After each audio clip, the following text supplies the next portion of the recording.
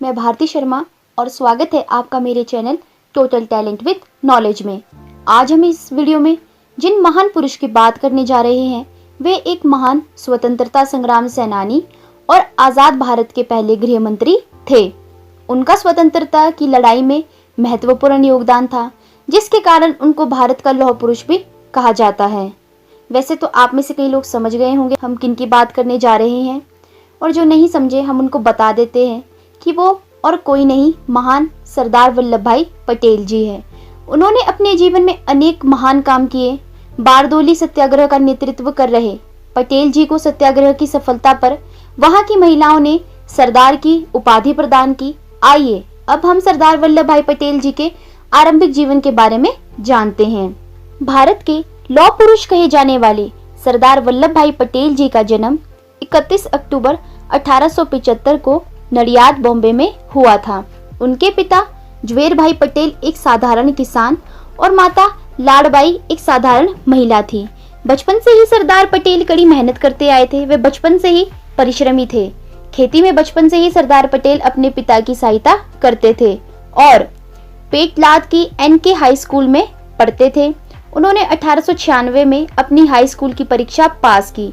School के दिनों से ही वे बहुत होशियार और विद्वान थे। मतलब जो सरदार वल्लभ भाई पटेल जी थे वे स्कूल के दिनों से ही बहुत होशियार थे, विद्वान थे। घर की आर्थिक स्थिति कमजोर होने के बाद भी उनके पिता ने उन्हें कॉलेज भेजने का निर्णय लिया था। मतलब उनके जो घर की आर्थिक स्थिति थी वो उतनी मजबूत नहीं थी, कमजोर थी, लेकिन फिर भी जो उनके पिताजी है उन्होंने उन्हें कॉलेज भेजने का सोचा, लेकिन वल्लभ भाई पटेल जी ने जाने से मना कर दिया।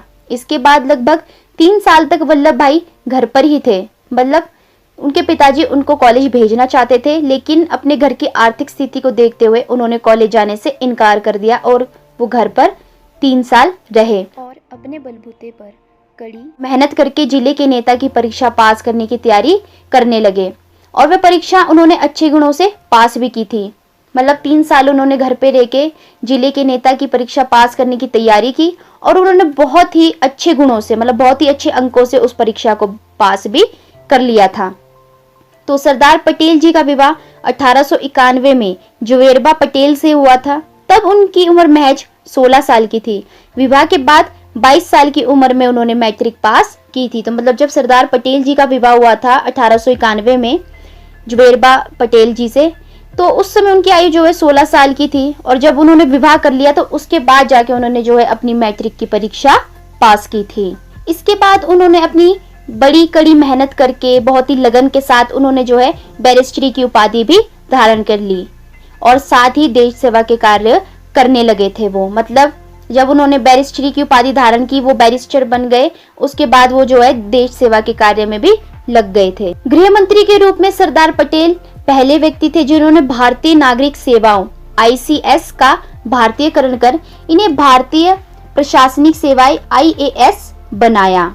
एक वकील के रूप में सरदार पटेल ने कमजोर मुकदमों को सटीकता से प्रस्तुत करके और पुलिस के गवाहों तथा अंग्रेज न्यायाधीशों को चुनौती देकर विशेष स्थान अर्जित किया। मतलब वो जो है जो अंग्रेजी न्यायाधीश थे, जो पुलिस के गवाह थे, उनके विरुद्ध जो है उन्होंने अपने मुकदमों को एकदम अच्छे से प्रस्तुत किया और जो है कई भारतीय जो जेल में बंद थे उन्होंने उन्हें बाहर निकलवाया मुकदमा जीतकर। 1908 में उनकी पत्नी की जो है मृत्यु हो गई थी। उनकी पत्नी को कैंसर था, जिस वजह से 1908 में उनकी जो है मृत्यु हो गई थी। उस समय उनके एक पुत्र और एक पुत्री था।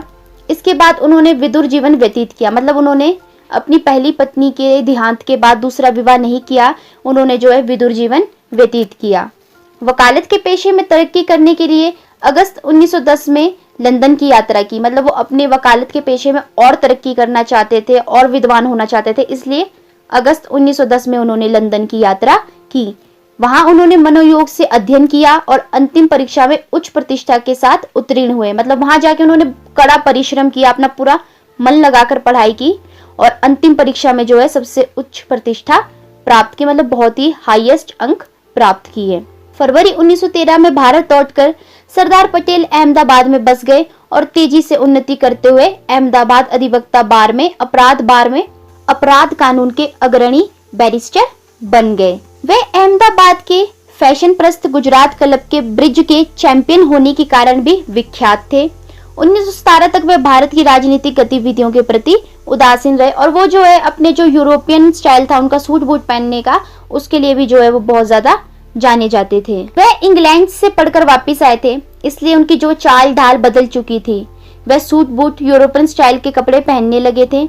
उनका जो सपना था कि वो बहुत पैसे कमाए और अपने बच्चों को जो है एक अच्छा भविष्य दे। मतलब वो यूरोप से वकालत की पढ़ाई करके आए थे, तो उनका ये सोच थी कि मैं भारत आके जो है बहुत ही अमीर आदमी बनूंगा, पैसे कमाऊंगा और अपने बच्चों को जो है एक अच्छा भविष्य दूंगा। लेकिन उनकी नियति को तो कुछ और ही मंजूर था, कुछ और ही उनके भाग्य में लिख रखा था। तो वो जो है गांधी जी के विचारों से प्रेरित होकर इन्होंने सामाजिक बुराई के खिलाफ अपनी आवाज उठाई। तो पहले तो वो राजनीति के प्रति उदासीन रहे, उन्होंने उतना ध्यान नहीं दिया, लेकिन बाद में जब वो गांधी जी के विचारों से प्रेरित हुए, उन्होंने उनकी अहिंसावादी नीति को देखा, तो उन्होंने भी जो है सामाजिक बुराई के खिलाफ अपनी आवाज उठानी आरंभ कर दी। भाषण के जरिए लोगों को एकत्र किया। इस प्रकार रुचि न होते हुए भी धीरे धीरे सक्रिय राजनीति का हिस्सा बन गए। मतलब उनकी कोई रुचि नहीं थी, उनका कोई इंटरेस्ट नहीं था राजनीति में, लेकिन फिर भी बाद में जो है धीरे धीरे वो राजनीति के प्रति जो है आकर्षित होते गए और राजनीति की तरफ बढ़ते गए।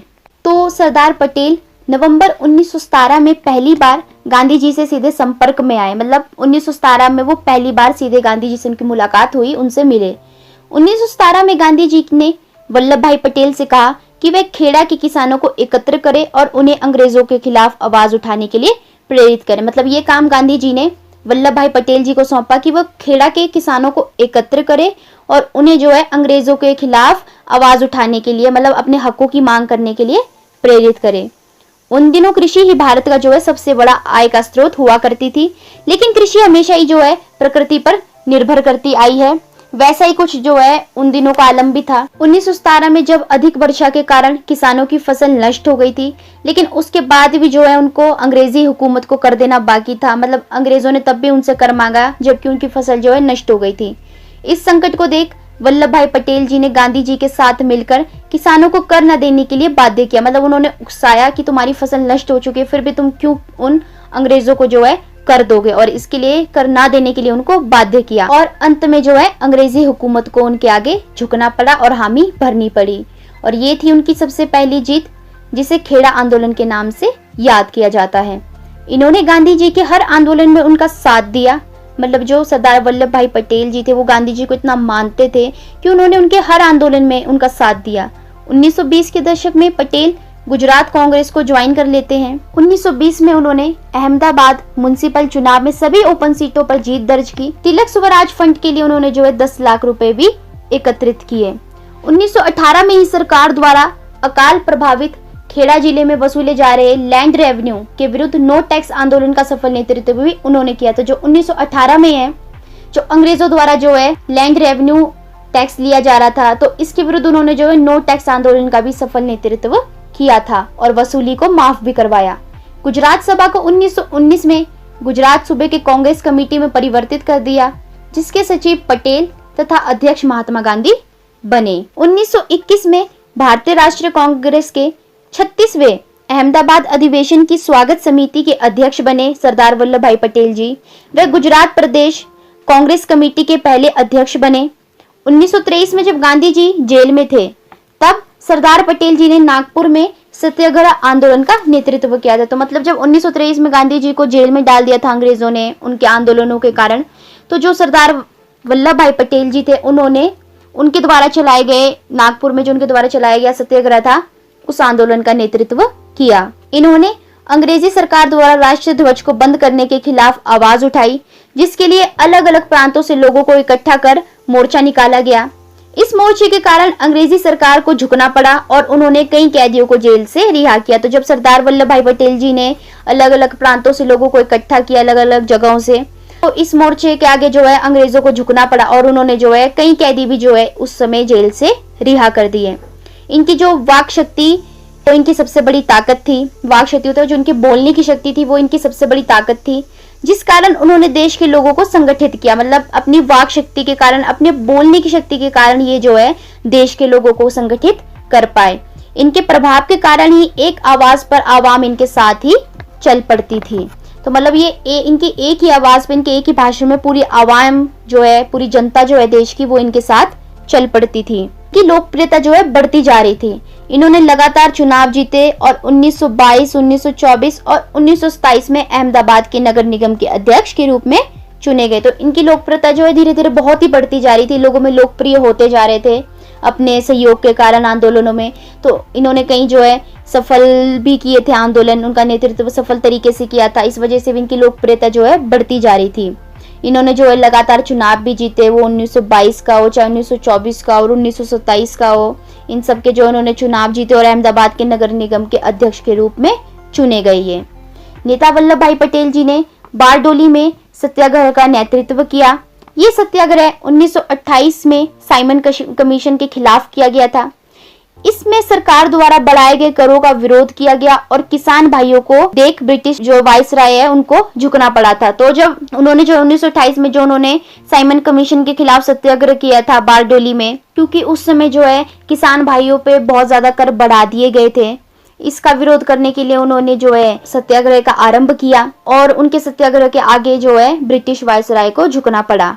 और इस आंदोलन की सफलता के कारण वल्लभ भाई पटेल का नाम प्रसिद्ध हुआ और लोगों में उत्साह की लहर दौड़ पड़ी। 15 अगस्त 1947 के दिन देश जो है आजाद हो गया और वे आजाद भारत के पहले गृह मंत्री बने थे। आजादी के बाद देश की हालत जो है बहुत गंभीर थी, क्योंकि उस समय जो है भारत पाकिस्तान का बंटवारा हो गया था, शरणार्थियों की, अल्पसंख्यकों की बहुत ज्यादा प्रॉब्लम हो गई थी देश बदलने के लिए। उस समय जो है बहुत दंगे भी हुए थे, तो पाकिस्तान के अलग होने से जो है कई लोग बेघर हो गए थे। उस वक्त रियासत होती थी, उस समय जब भारत आजाद हो गया उसके बाद जो है फिर से नवाबों ने अपनी अपनी रियासतें संभाल ली। हर एक राज्य एक स्वतंत्र देश की तरह था, हर कोई राज्य अपने राज्य को एक स्वतंत्र देश की तरह मानता था, जिन्हें भारत में मिलाना जो है बहुत जरूरी कार्य था, तभी जो एक देश बन पाता, नहीं तो अलग अलग रियासतें ही रहती। यह कार्य जो है बहुत कठिन था। कई वर्षों की गुलामी के बाद कोई भी राजा अब किसी तरह की अधीनता के लिए तैयार नहीं था। मतलब अंग्रेजों ने जो है 200 वर्षों तक हम पे शासन किया, तो अब इतनी गुलामी सहने के बाद भी जो है कोई राजा दोबारा गुलामी सहन करने के लिए तैयार नहीं था। इसलिए इन रियासतों को भारत में मिलाना जो है बहुत ही मुश्किल काम था। लेकिन जो वल्लभ भाई पटेल है, उन पर सभी को यकीन था कि वो कुछ गलत नहीं होने देंगे। उन्होंने ही रियासतों को राष्ट्रीय एकीकरण के लिए बाध्य किया। तो उनकी जो बोलने की शक्ति थी, वाक शक्ति थी, इतनी थी, उनकी लोकप्रियता इतनी थी कि उन्होंने ही जो है रियासतों को राष्ट्रीय एकीकरण के लिए बाध्य किया और बिना किसी युद्ध के रियासतों को देश में भी मिलाया। तो उन्होंने मतलब किसी भी रियासत के साथ, किसी भी राज्य के साथ उनको युद्ध नहीं करना पड़ा। उनके बोलने की शक्ति इतनी थी कि उन्होंने जो है अपने बोलने की शक्ति के आधार पर ही देश में जो है रियासतों को मिला लिया था।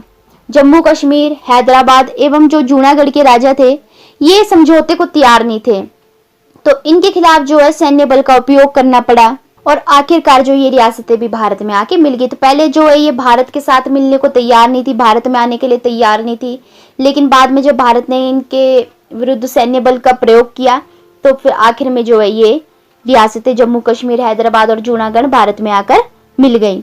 इस प्रकार जो है सरदार वल्लभ भाई पटेल ने अनेक कोशिशों के कारण बिना रक्त बहाए 565 रियासतों को भारत में मिला लिया। तो मतलब उस समय 565 रियासतों को उन्होंने बिना किसी रक्तपात के भारत में मिला लिया था और उस समय जो ये बहुत ही महान कार्य था। तो रियासतों को जो भारत में मिलाने का ये कार्य नवंबर 1947 आजादी के मैच कुछ दिनों बाद ही जो है पूरा किया गया। तो मतलब जब भारत आजाद हुआ तो उसके कुछ महीनों बाद ही सरदार वल्लभ भाई पटेल ने जो है 565 रियासतों को भारत में मिला लिया था। और गांधी जी ने भी कहा था कि ये कार्य केवल सरदार पटेल ही कर सकते थे, उनके अलावा जो है ये कार्य कोई नहीं कर सकता था।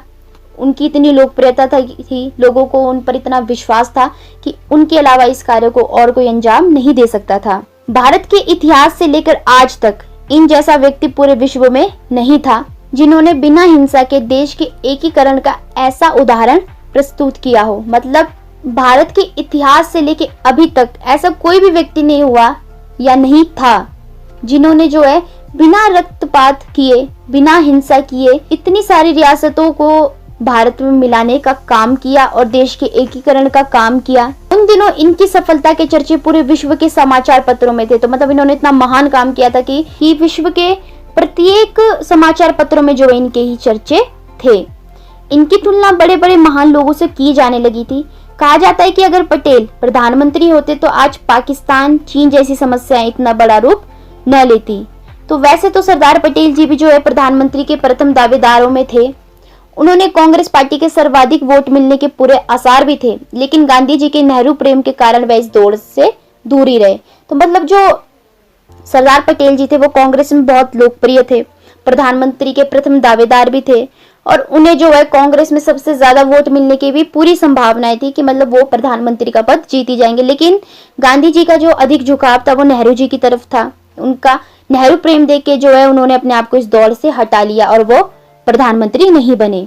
एक साधारण मनुष्य की तरह जिंदगी से लड़ते लड़ते आगे बढ़ते रहे और अपने संघर्षों के कारण वह भारत के लौह पुरुष कहलाए। तो मतलब उन्होंने अपनी लाइफ में इतने संघर्ष किए, इतने त्याग किए कि अपने जीवन के संघर्षों से लड़ते लड़ते वो जो है भारत के लौह पुरुष कहलाए। इसलिए सरदार वल्लभ भाई पटेल जी को भारत का लौह पुरुष भी कहा जाता है। तो 1948 में हुई गांधी जी की मृत्यु से जो है पटेल जी को गहरा आघात पहुंचा, क्योंकि गांधी जी को वो बहुत कुछ मानते थे, अपने जीवन में गुरु मानते थे, एक पिता के समान मानते थे, उनसे बहुत प्रभावित थे, उन्हीं के विचारों से जो है सहमत होकर उन्होंने इतने आंदोलनों में भाग लिया था। जबकि वो एक अच्छा लाइफस्टाइल जीना चाहते थे, वो अमीर बनना चाहते थे, अपने बच्चों को एक अच्छी लाइफ देना चाहते थे। लेकिन गांधी जी के अहिंसावादी विचारों से प्रेरित होकर जो है उन्होंने उन सब चीजों को त्याग दिया और देश के उद्धार में आंदोलनों में बढ़ चढ़कर भाग लेने लगे। तो जब 1948 में गांधी जी की मृत्यु जो है पटेल जी के लिए गहरा आघात साबित हुई, उन्हें इस बात से बहुत धक्का लगा क्योंकि गांधी जी की गोली मारकर हत्या की गई थी गोडसे ने। तो इस बात से उन्हें जो है गहरा आघात पहुंचा और उन्हें कुछ महीनों बाद ही हार्ट अटैक हुआ, एक मतलब बहुत जोरदार हार्ट अटैक हुआ जिससे वे उभर ही नहीं पाए और 15 दिसंबर 1950 को वो इस दुनिया से चले गए। और भारत ने उस दिन अपने एक महान स्वतंत्रता सेनानी, भारत के लौह पुरुष को खो दिया। तो इतना मानते थे वो गांधी जी को कि उनकी मृत्यु से उनको इतना गहरा आघात पहुंचा कि उनको एक ऐसा जोरदार हार्ट अटैक हुआ जिससे वो कभी उभर ही नहीं पाए, जिससे वो कभी बाहर ही नहीं आ पाए और वो ठीक ही नहीं हो पाए और 15 दिसंबर 1950 को वो इस दुनिया से चले गए। ऐसा माना जाता है कि अगर वे कुछ दिन और जीवित रहते तो शायद वो भारत के प्रधानमंत्री भी बन जाते और जो है फिर भारत को चीन के आक्रमणों का सामना भी नहीं करना पड़ता और पाकिस्तान से भी ऐसी समस्याओं का सामना नहीं करना पड़ता। भारत के देशभक्तों में एक अमूल्य रत्न सरदार पटेल जी को भारत सरकार ने जो है सन 1991 में भारत रत्न से सम्मानित किया। उनके महान योगदान के लिए जो है देश में कई संस्थान है, कई शैक्षणिक संस्थान है जो उनके नाम पर खोले गए हैं। उनके सम्मान में जो है गुजरात अहमदाबाद में स्थित एक इंटरनेशनल हवाई अड्डे का नाम सरदार वल्लभ भाई पटेल रखा गया है। स्टैचू ऑफ यूनिटी के नाम से सरदार पटेल जी की 2013 में उनके जन्मदिन पर गुजरात में एक स्मृति स्मारक बनाने की शुरुआत की गई थी, जिसका उद्घाटन जो है 31 अक्टूबर 2018 को प्रधानमंत्री नरेंद्र मोदी जी ने किया था। ये दुनिया की सबसे ऊंची प्रतिमा है। तो ये सब कार्य जो है उनके महत्वपूर्ण योगदान के लिए, उनके इतने महान कार्यों के लिए किए गए थे, उनके सम्मान में किए गए थे। तो सरदार वल्लभ भाई पटेल जी के कुछ महत्वपूर्ण विचार थे कि जीवन की डोर तो ईश्वर के हाथ में है, इसलिए चिंता की कोई बात हो ही नहीं सकती। कठिन समय में कायर बहाना ढूंढते हैं और बहादुर व्यक्ति रास्ता खोजते हैं। उतावले उत्साह से बड़ा परिणाम निकलने की आशा नहीं रखनी चाहिए। हमें अपमान सहना सीखना चाहिए। बोलने में मर्यादा मत छोड़ना, गालियां देना तो कायरों का काम है। शत्रु का लोहा भले ही गर्म हो जाए पर हथौड़ा तो ठंडा रहकर ही काम दे सकता है। आपकी अच्छाई आपके मार्ग में बाधक है, इसलिए अपनी आंखों को क्रोध से लाल होने दीजिए और अन्याय का मजबूत हाथों से सामना कीजिए। तो ये थे उनके कुछ महत्वपूर्ण विचार जो उन्होंने लिखे थे। तो दोस्तों, ये थी महान सरदार वल्लभ भाई पटेल जी के जीवन से संबंधित कुछ महत्वपूर्ण बातें। तो आशा करती हूँ कि आपको ये वीडियो पसंद आई होगी और अगर आप ऐसे ही और नॉलेज से रिलेटेड वीडियोस देखना चाहते हैं तो हमारे चैनल को सब्सक्राइब करके बेल आइकन को प्रेस कर दीजिए और अपने विचार भी जो आप कमेंट बॉक्स में लिखिएगा और इस वीडियो को ज़्यादा से ज़्यादा शेयर कीजिएगा ताकि और लोग भी इस वीडियो का लाभ उठा सकें। हम जल्द ही मिलेंगे ऐसी ही एक और नॉलेज से रिलेटेड वीडियो के साथ। तब तक आप हमारे चैनल के साथ बने रहिए। धन्यवाद।